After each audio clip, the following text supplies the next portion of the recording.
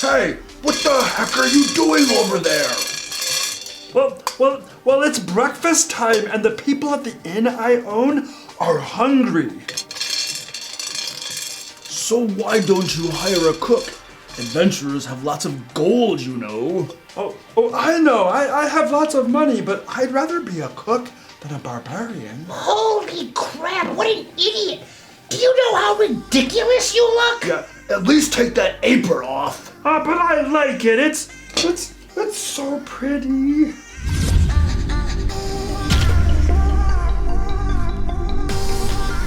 Welcome to the DM Lair. I'm Luke Hart, and I've been a Dungeon Master since before you were born. On this channel, I give practical Dungeon Master advice that you can implement at your game table. Okay, today we're gonna get right down to brass tacks, and I'm not even gonna do a plug trying to sell you any bullcrap. Today, we're gonna be ranting about a topic near and dear to my heart.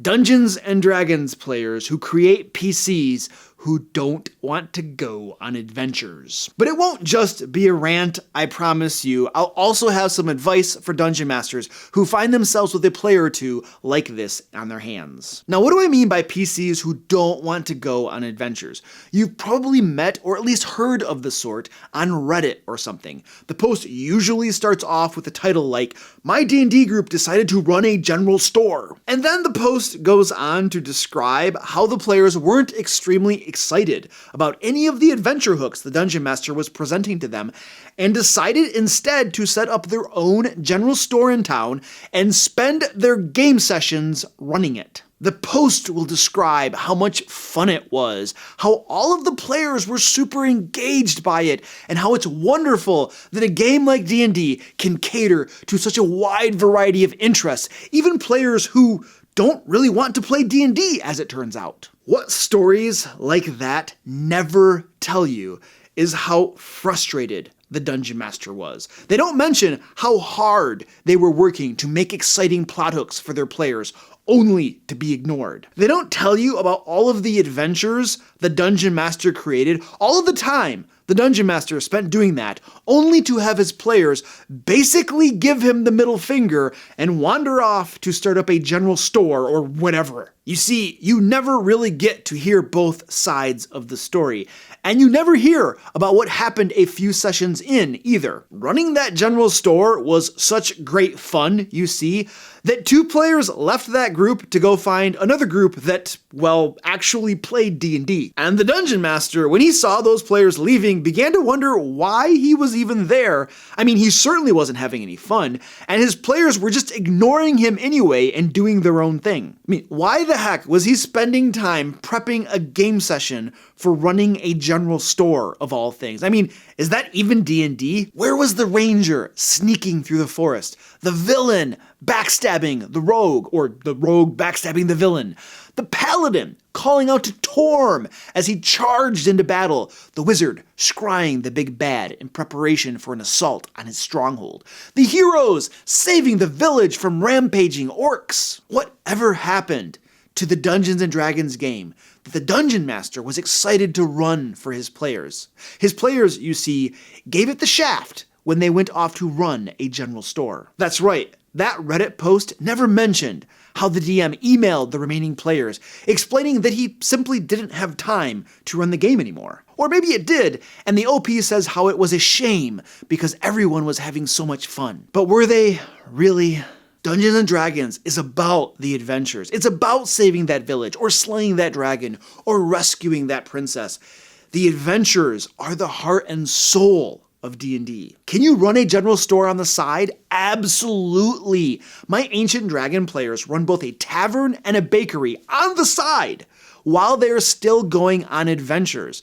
But those other things take a back seat to the adventures themselves. So back to our original dilemma. The player who creates a character who doesn't really want to adventure. Meet Wilma, the level 1 fighter who would rather just continue in her father's footsteps as a blacksmith.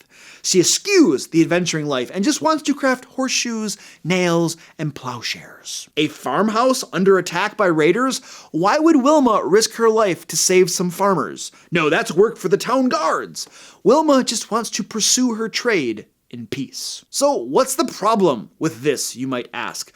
Wilma's player is just role-playing her character after all, and that's what her character would do. Okay, well, who created Wilma? Whose idea was it to make Wilma that way? Who decided to ignore the fact that it is a group game and that there are several other players who just want to go on adventures and, play the game? Wilma's player is the one who created her, of course. That player is the one who decided to ignore a major premise of the game, that the players are adventurers, and to the detriment of the rest of the players, I might add. And it's not just the dungeon master who gets frustrated with Wilma. Don't you think the other players are pissed off too that Wilma's player is always making everything so hard for the group? You better believe they are. And you know what their characters would do? Leave Wilma's antisocial butt behind in the dust while they go off to go on adventures and play the stinking game. But they usually don't, because those players are actually concerned about group dynamics and care about how their actions in the game affect everyone at the table. I tell all my players two things when they're going to create characters. These are two requirements I have for all PCs in my games. First, their characters must be willing to stick with the group. I run a group game, and I will not run two games simultaneously because one player decides they want to run off on their own.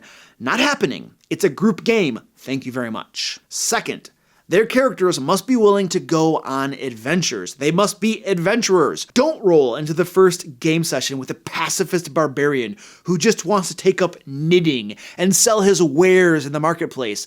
Again, not happening. So what do I recommend to fellow dungeon masters who may find themselves with a player like this on their hands?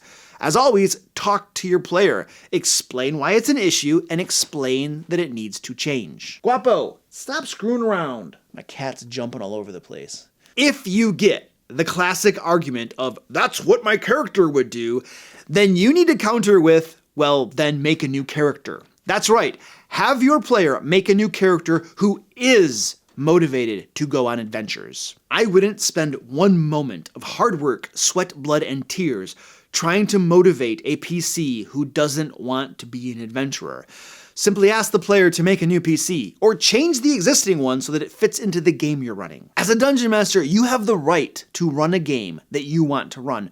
Of course, you also want to run a game that your players enjoy too, because if you don't, you'll soon find yourself without any players. So there is, as in most things, a balance to be had. However, asking a player to make a PC that is willing to actually play the game that everyone is gathered around the table to play shouldn't be too much to ask. And if it is too much for that player, then I would suggest that the player go find a different group and perhaps even a different game besides D&D that is a better fit for them. Let me know if you've ever had a player like this and what you did. Next week, I'll probably be talking about something D&D related and just a wee bit less ranty. But until then, click right here to learn about the top 10 worst house rules ever. And until next time, let's play D&D.